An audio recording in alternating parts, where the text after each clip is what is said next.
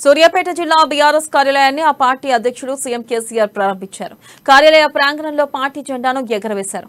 అంతకుముందు 500 కోట్లతో చేపడుతున్న మెడికల్ కళాశాలకు సంబంధించి 156 కోట్లతో నిర్మించిన ప్రధాన భవనాలను ప్రారంభించారు.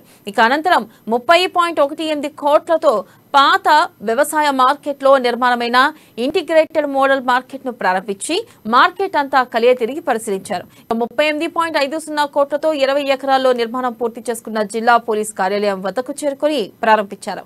ఇక సీఎం కేసీఆర్ వెంట మంత్రి జగదీష్ రెడ్డి, సూర్యాపేట జిల్లా ఎమ్మెల్యేలు యాదరి కిషోర్, ఇక సారంపూడి సైదిరెడ్డి, బొల్లం మల్లయ్య యాదవ్ అక్కడి నుంచి నేరుగా 38.50 కోట్లతో 20 ఎకరాల్లో నిర్మాణం పూర్తి చేసుకున్న జిల్లా పోలీస్ కార్యాలయం వద్దకు చేరుకుని ప్రారంభించనున్నారు.